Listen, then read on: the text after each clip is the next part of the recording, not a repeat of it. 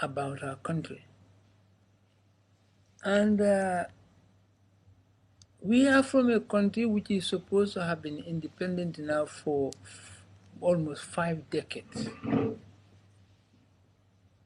That is a very long time. But for 5 decades, our main food, which is rice, we import 90% of that, and we produce only 10%. That is how much we are independent. If your staple food, you produce only 10% of that, and we import 90%, and you call yourself an independent nation, there are many questions that you have to answer, because this is total dependence on an outside world.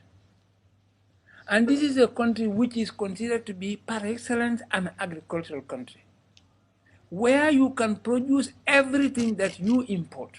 And in fact, you should export what you are importing. But 50 years of our so-called independence, we are still struggling to even have enough to eat, let alone to export. And for 50 years, the very thing that we fought for, that is sovereignty. We wanted to be sovereign. We wanted our country to be a sovereign country.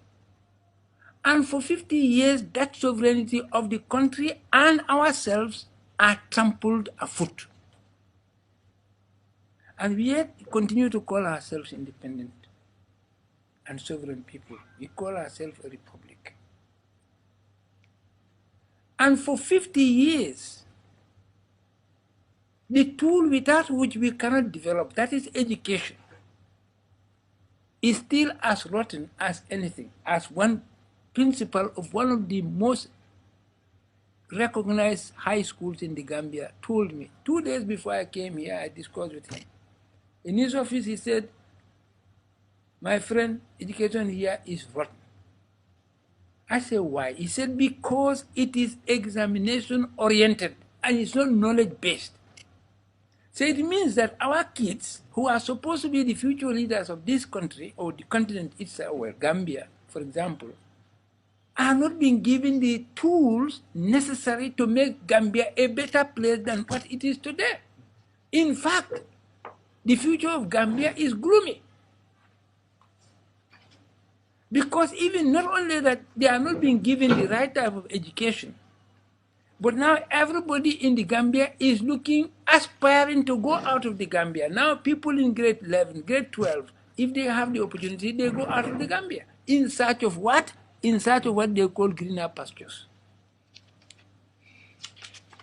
So we are in a very critical situation in that country.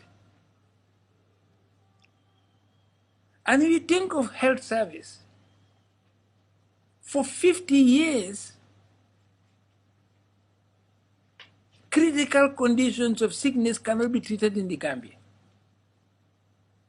They have to be referred to an outside country for treatment. But who can afford to go to any country outside the Gambia for treatment? Your airfare alone is monumental. Let us talk about the cost of treatment in that country. If you go to RVTH now, you go to their records, there are hundreds and hundreds of patients who have been referred to the outside world, but they have not been. I know a niece who has kidney problems. Both kidneys are problematic. For the last 7 years, she's been given a document to say that she could not be treated in the Gambia, but outside. The husband does not even have enough to make her survive.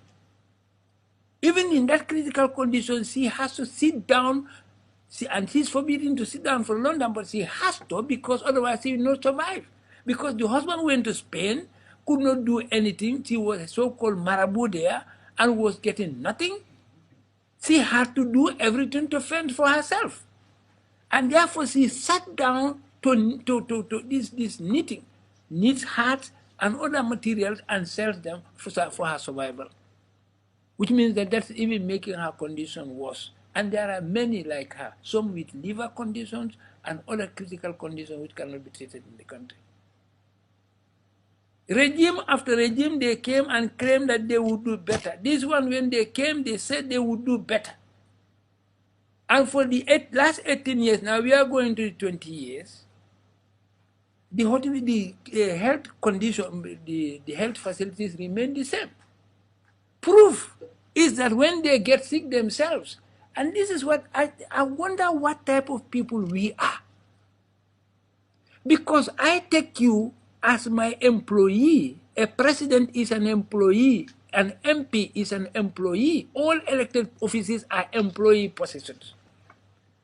And then I entrust you with our resources for you to manage them in such a way that you create conditions for me to live better. Now you build health facilities, but you have no faith in those health facilities. Your wife is pregnant, time for delivery, she has to go to the United States to deliver. You are sick, you go out to France or to United States or to anywhere else outside the Gambia for treatment. But those who put you in that position do not have the means to go to those places. They cannot afford to even to go to Senegal, let alone to go to Paris or London. And you see, we are living in these conditions and people remain uncritical about all these things. What is wrong? There is something fundamentally wrong. And what is fundamentally wrong, that's what I was arguing with those people yesterday on Fatu Radio. Because our people are not empowered. Because our people are denied the right to know, the right to be informed, the right to be informed in such a way that no one will be allowed to throw dust into their eyes. Regime after regime is to keep them at bay for their own interests, for their own purposes. What is there now has transformed virtually every Gambian into a farmer for himself.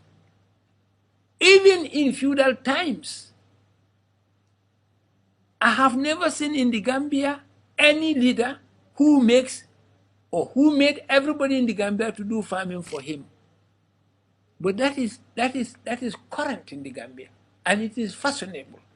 People take pleasure. People who cannot even farm for themselves to survive, they go and farm for a person. They are paying monthly $52,000, and then there is a special budget for his livelihood.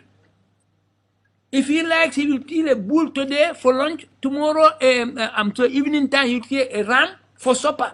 Breakfast, a goat. You spend all your life through the whole 12 months, you would not even be able to buy one bonga fish.